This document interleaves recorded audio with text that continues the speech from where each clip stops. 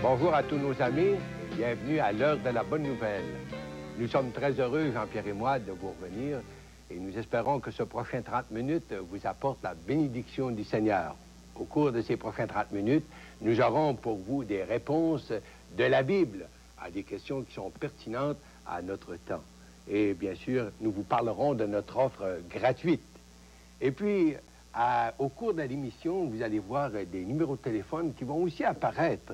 Et puis, si vraiment vous avez des commentaires, bien, ça serait bon de prendre en note le numéro de téléphone pour pouvoir nous appeler et puis nous transmettre enfin vos commentaires. Et puis, on a quand même des membres de notre équipe un peu partout dans le Québec qui sont là à l'écoute pour prendre, en fait, vos appels.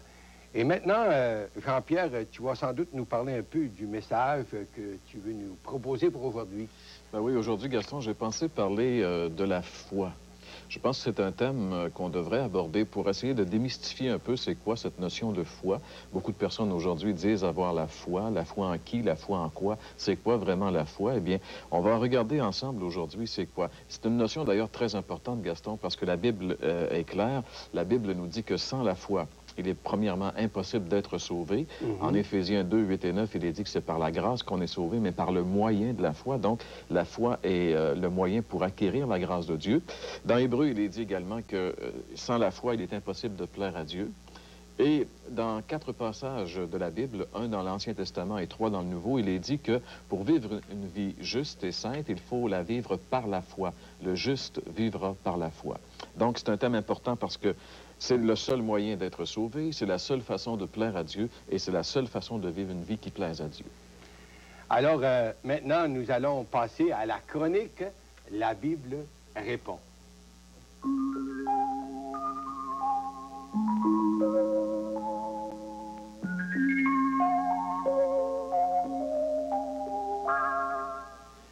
Eh bien, que penser de l'expression « personne n'est revenu pour nous dire ce qu'il y a de l'autre bord ». Souvent, il m'arrive de discuter avec des personnes et de leur parler de ce qui arrive justement après la mort, parce que c'est une question qui intrigue beaucoup les gens. Et la Bible donne des réponses très certaines sur ce qui arrive après la mort. Mais on ne veut pas toujours accepter ce que la Bible dit, parce que bien sûr, on n'est pas toujours d'accord avec Dieu. Et souvent, les gens, en voulant refuser ce que la Bible dit, amènent cette expression, eh bien, personne n'est revenu pour nous dire ce qu'il y a de l'autre bord. Donc, on peut se permettre de penser ce qu'on veut. Est-ce que cet argument-là est valable? Eh bien, absolument pas, puisque bien sûr, la Bible, elle, nous dit ce qui arrive de l'autre bord. Le Seigneur Jésus-Christ, un jour, a levé le voile sur le mystère de l'au-delà. Il en a parlé à plusieurs reprises, mais l'évangéliste Luc nous rapporte un cas précis où Jésus a souligné d'une manière très claire cet enseignement. Dans le chapitre 16 de l'Évangile selon Luc, on lit une histoire très simple, mais qui révèle des choses vraiment formidables. C'est l'histoire de 2 individus. L'un s'appelle le mauvais riche, on ne connaît pas son nom, et l'autre s'appelle Lazare. Les deux vivent des vies complètement différentes. Les deux, un jour, vivent la même expérience, ils meurent, et les deux sont amenés dans des endroits complètement différents où ils ont une éternité complètement différente. Et le mauvais riche est dans un lieu de tourment. Et bien sûr, il a 5 frères. Et il sait que ses frères font la même vie que lui et que, nécessairement, ils vont aboutir au même endroit. Alors, ne voulant pas que ses frères se retrouvent où il est présentement, dans la même situation que lui, il dit à Abraham, qui lui est de l'autre côté, « Père Abraham, envoie quelqu'un dire à mes frères qu'ils changent de vie afin qu'ils ne viennent pas dans ce lieu où je suis. » Et c'est la réponse qui est donnée qui, justement, nous démontre que l'allusion au fait que personne n'est revenu de l'autre bord pour dire qu'on n'a pas à s'inquiéter sur ce qui arrive après la mort ne tient pas. C'est dans ce verset, chapitre 16 et le verset 31, il est dit « Et Abraham lui dit, s'ils n'écoutent pas Moïse et les prophètes, ils ne se laisseront pas persuader, même si quelqu'un des morts ressuscitait. » Abraham dit, s'ils n'écoutent pas Moïse et les prophètes, qu'est-ce que c'est Moïse et les prophètes? Eh bien, c'est simplement l'expression que les Juifs du temps de Jésus employaient pour désigner l'Ancien Testament, la Bible. Alors, il dit simplement, s'ils ne croient pas ce que la Bible dit, même si un mort ressuscitait et revenait, ils ne se laisseraient pas persuader. Alors, que penser de l'expression « personne n'est revenu pour nous dire ce qu'il y a de l'autre bord » Eh bien, ce n'est pas une expression qu'on doit accepter, mes chers amis. Parce que même si quelqu'un revenait, on ne croirait pas si on ne croit pas la Bible. C'est la Bible qu'on doit croire, car la Bible est la parole de Dieu et elle nous dit ce qui arrive après la mort. Donc, vous vous demandez probablement, mais justement, qu'est-ce qui arrive après la mort? Bien, si vous voulez avoir la réponse à cette question, ce sera celle que nous aborderons la semaine prochaine à la chronique La Bible répond. Soyez avec nous. Merci Jean-Pierre. Et justement, on se rappelle bien que la foi, c'est vraiment prendre Dieu au mot. C'est de croire ce que Dieu dit. Et puis maintenant, on aimerait vous parler d'une offre gratuite, mais j'aimerais vous rappeler d'abord qu'il y a des numéros de téléphone qui vont passer à l'écran. Et puis, si vous avez des questions sur justement les réponses que vous venez d'entendre, sur un sujet quand même qu'on retrouve dans la parole de Dieu, qui est très véridique et qu'on devrait prendre au sérieux, bien, il faudrait nous écrire. On aimerait, en plus, entendre vos commentaires, puisque cette année, c'est la 30e année. Et puis, si vous avez des commentaires sur l'heure de la bonne nouvelle, nos émissions, ou encore si vous avez des questions d'ordre spirituel, vous pouvez toujours nous écrire. Et pour vous parler de notre offre gratuite, on aimerait encore aujourd'hui vous offrir ce petit calendrier, mais c'est un recueil de méditation quotidienne. Il y a un texte pour chaque jour de la semaine, pour chaque jour de l'année, en fait, et puis une petite méditation, et quoi de mieux que de commencer la journée avec la parole de Dieu. Puis on aimerait aussi vous parler de notre petit livre. On a cette année aussi le petit livre qui contient quand même 100 pages. Le Christ inconnu, par Gaston Racine. Il a écrit une gamme de livres semblables. Et puis, vous pouvez avoir ce livre absolument gratuit. Puis si vous n'avez pas chez vous un Nouveau Testament, je sais que la plupart des gens maintenant ont la Bible ou encore le Nouveau Testament. Mais si vous n'en avez pas et vous désirez un exemplaire du Nouveau Testament, bien, nous vous offrons ce Nouveau Testament en collaboration avec la Société canadienne de la Bible. C'est le Nouveau Testament en français courant et qui est approuvé, qu'on retrouve partout dans les écoles. On lit ceci à la première page, approuvé par le Comité confessionnel du Conseil supérieur de l'éducation du ministère de l'Éducation du Québec. Alors, c'est un Nouveau Testament qui est connu partout dans le Québec. On vous offre un exemplaire à titre gratuit. N'oubliez pas notre adresse, l'heure de la bonne nouvelle, case postale 1054, Sherbrooke, Québec. Le code postal J1H 5L3. Je répète l'adresse, c'est Sherbrooke, Québec, J1H 5L3. Jean-Pierre, tu nous as parlé dans l'introduction de cette émission de la foi et que la foi, c'est une notion très importante de la relation de l'homme avec Dieu. Alors, comment est-ce que tu peux nous dire, avancer une telle vérité? Eh bien, Gaston, c'est assez simple parce que la foi, c'est important. Justement, si on n'a qu'à lire la Bible, quelqu'un pourrait lire la Bible un peu, même de façon très rapide, d'un couvert à l'autre, pour réaliser la place prépondérante que prend cet élément dans la Bible. Même si dans l'Ancien Testament, ce mot revient quand même plutôt rarement. En réalité, le mot « foi » dans l'Ancien Testament ne revient que 6 fois. Mais dans nos Bibles françaises, bien sûr, puisque le terme hébreu peut apparaître sous quelque forme que ce soit un peu plus souvent.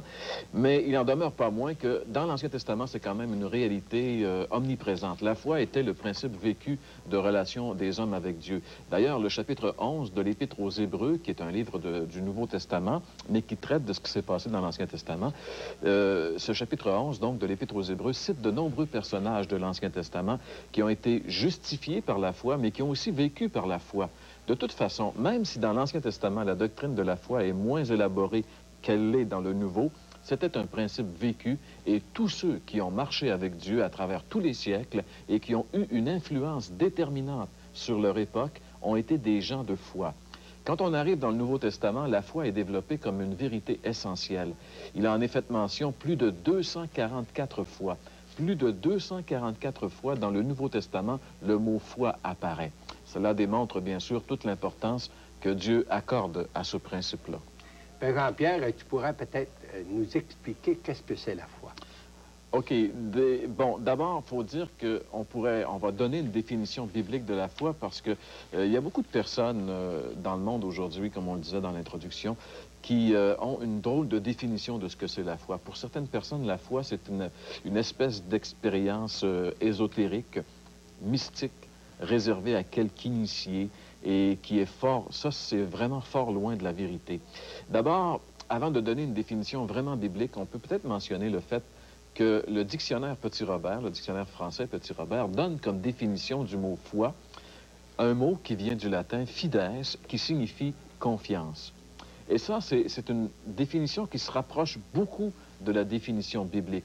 Une confiance totale, une confiance entière en quelque chose ou en quelqu'un.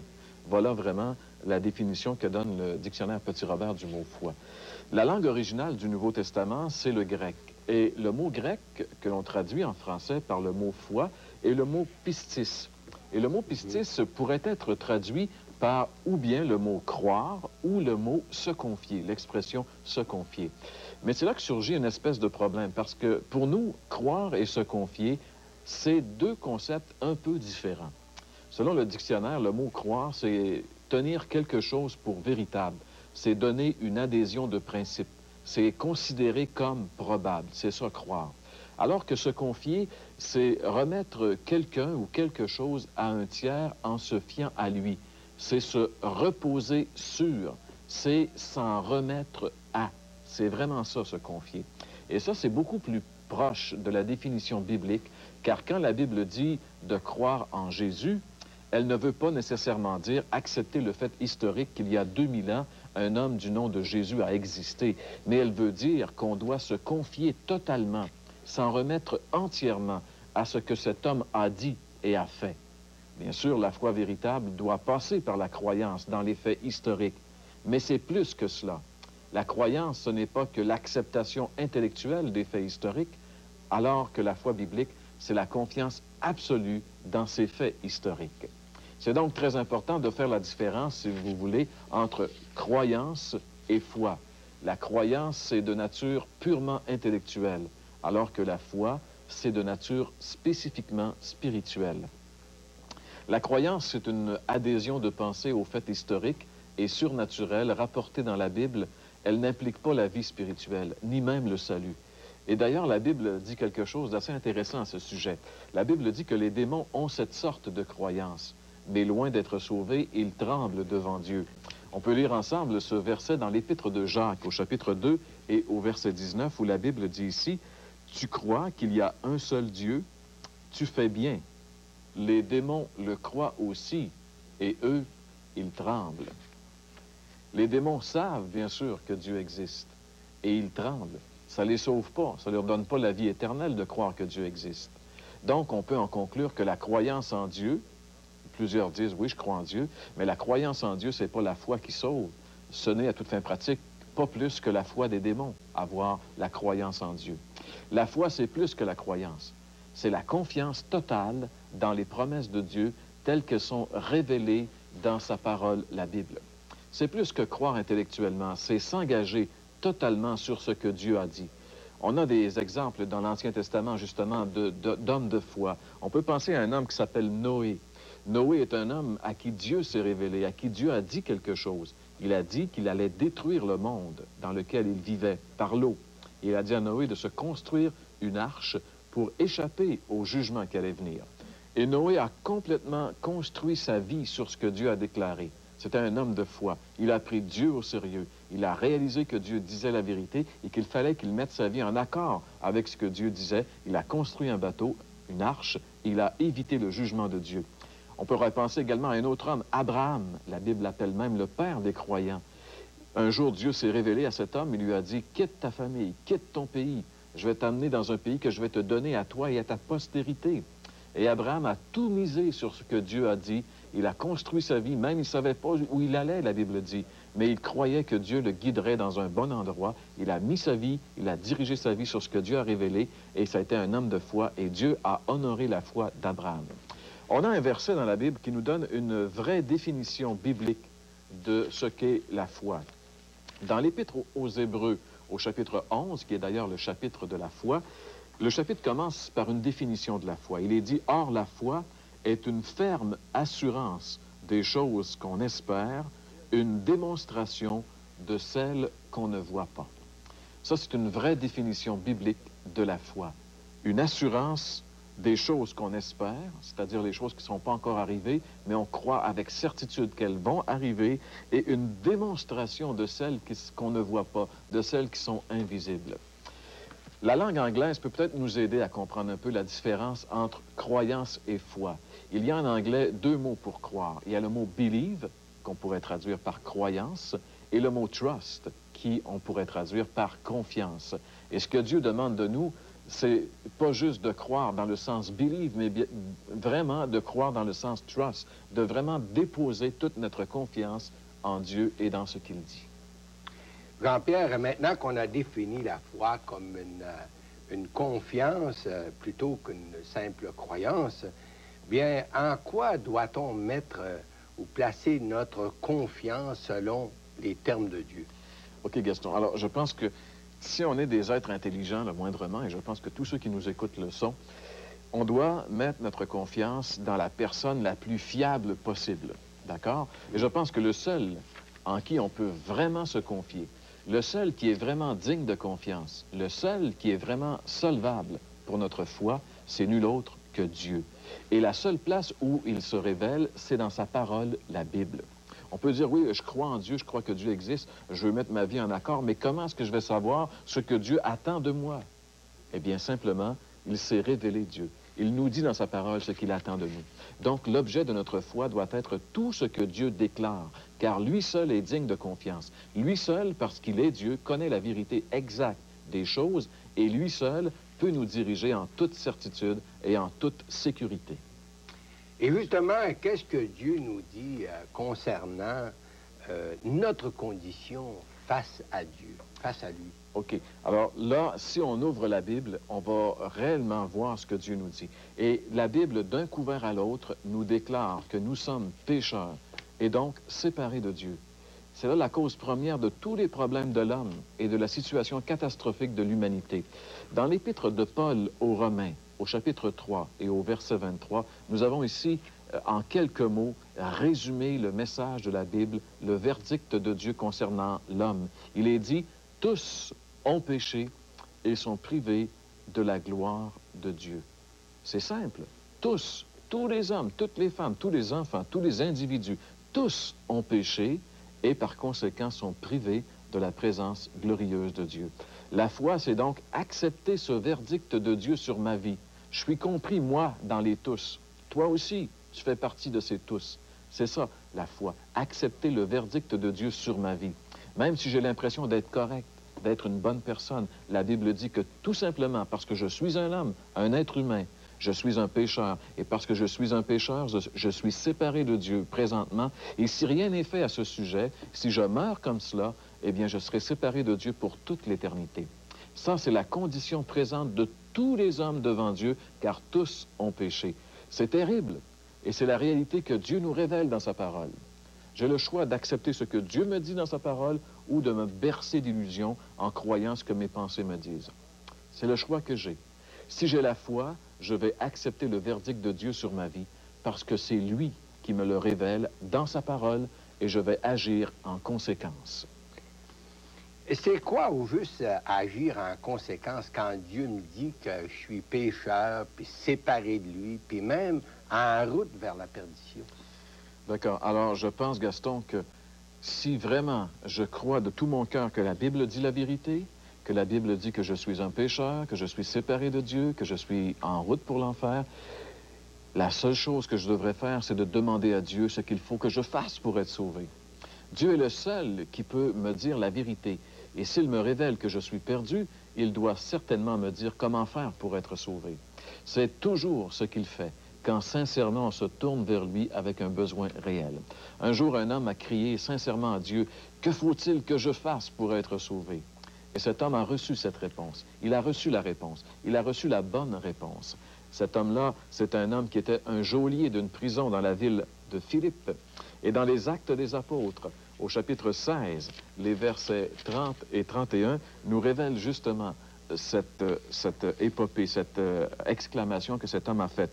Actes des Apôtres, chapitre 16, verset 30, Il les fit sortir et dit, « Seigneur, » et ici, bien sûr, c'est un mot qui s'adresse à Paul et Silas, « que faut-il que je fasse pour être sauvé? » Paul et Silas répondirent, « Crois au Seigneur Jésus et tu seras sauvé, toi et ta famille. » Alors cet homme s'est écrié, « Que faut-il que je fasse pour être sauvé? » Il a été éclairé, Dieu l'a éclairé, il a vu qu'il était sur la voie de la perdition, il a vu qu'il était perdu.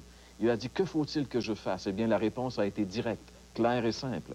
Si tu veux être sauvé, et si tous les membres de ta famille veulent être sauvés, une seule chose à faire, crois au Seigneur Jésus. Et comme nous l'avons vu, croire, c'est s'en remettre entièrement au Seigneur Jésus pour notre salut. C'est dépendre entièrement de lui. Pas de lui plus notre religion, pas de lui plus nos bonnes œuvres, mais uniquement et entièrement de lui. Donc, Dieu nous révèle lui-même dans sa parole que pour être sauvé, il faut s'en remettre uniquement et entièrement au Seigneur Jésus. La Bible est catégorique. On ne sera sauvé que par la foi au Seigneur Jésus ou on sera définitivement perdu. Il n'y a pas deux alternatives, car il n'y a qu'un seul sauveur. L'apôtre Pierre un jour a déclaré ceci, qu'on peut lire dans les Actes des Apôtres, chapitre 4 et le verset 12. Il dit, « Il n'y a de salut en aucun autre, car il n'y a sous le ciel aucun autre nom qui a été donné parmi les hommes par lequel nous devions être sauvés. » Il n'y a de salut en aucun autre. Le seul qui peut nous sauver, c'est le Seigneur Jésus. Si j'ai bien compris, Jean-Pierre, tout ce que Dieu me demande pour être sauvé, c'est de placer ma confiance absolue dans la personne de Jésus-Christ. C'est exactement, Gaston, ce que la Bible nous révèle. Dieu ne peut mentir. De ce Dieu qui ne peut mentir, il est catégorique dans sa révélation. Il nous dit que celui qui se confie entièrement et uniquement en Jésus possède dès maintenant la vie éternelle. Il est déjà sauvé. Le Seigneur Jésus a déclaré ceci en Jean 6, verset 47. Il a dit, « Celui qui croit au Fils, en vérité, je vous le dis, celui qui croit en moi a la vie éternelle. » Il n'a pas dit « aura », mais il dit « il a la vie éternelle ». Dans la Bible, croire, c'est avoir. Qu'arrive-t-il, Jean-Pierre, à celui qui, en plus de mettre sa confiance en Jésus, veut continuer quand même à pratiquer sa religion en disant, bon, bien, c'est bien beau croire, là, mais ça prend plus que ça. Il faut que je fasse plus que ça pour être sauvé. Eh bien, Gaston, c'est malheureux, mais celui-là est tout simplement un incrédule. Il ne croit pas que l'œuvre de Jésus soit suffisante pour son salut. Il veut y ajouter quelque chose de lui-même. Et ça, c'est terrible. Car si la foi est le seul moyen d'être sauvé et de plaire à Dieu, il est évident que ce qui déplaît le plus à Dieu, c'est le contraire de la foi, c'est l'incrédulité. C'est ça le péché impardonnable. Dans l'Évangile de Jean, au chapitre 3 et au verset 36, il est dit que celui qui croit au Fils a la vie éternelle. Celui qui ne croit pas ne verra point la vie, mais la colère de Dieu demeure sur lui. Alors pourquoi ne pas mettre toute ta confiance en Jésus maintenant et t'engager à marcher avec lui comme ton Sauveur et ton Seigneur? Comme on l'a vu au cours de cette émission, la foi comporte deux éléments, la croyance et la confiance. La croyance, c'est connaître les faits historiques qui nous révèlent l'amour de Dieu. Ces faits sont que nous sommes des pécheurs et séparés de Dieu. Mais Dieu nous aime, il a envoyé son Fils mourir sur la croix il y a 2000 ans à notre place. Jésus sur la croix a pris notre place. Il a porté nos péchés. Il a subi la colère de Dieu à notre place. Et tout ce qu'il nous demande aujourd'hui, c'est de mettre notre confiance 100% en lui. Est-ce que tu l'as fait? On peut savoir que Jésus est mort sur la croix il y a 2000 ans, mais placer sa confiance en lui, c'est une autre chose. J'ai entendu l'histoire de Blondin un jour, cet homme qui traversait les chutes Niagara avec une brouette. Il avait même mis sa femme et ses enfants dans la brouette. Et les gens avaient vu Blondin traverser. Et lorsqu'il est revenu, il a dit, « Croyez-vous que je puisse vous emmener dans la brouette traverser les chutes? » Les gens ont dit oui. Il a dit, « Qui veut monter dans la brouette? » Personne n'était prêt à le faire. Pourtant, tous savaient qu'il pouvait les conduire de l'autre côté. C'est ça, croire en Jésus. C'est pas seulement savoir qu'il peut nous sauver, mais c'est de se laisser sauver par lui en le recevant comme Sauveur et Seigneur. Reçois-le maintenant comme ton Sauveur, mon ami, et tu seras sauvé.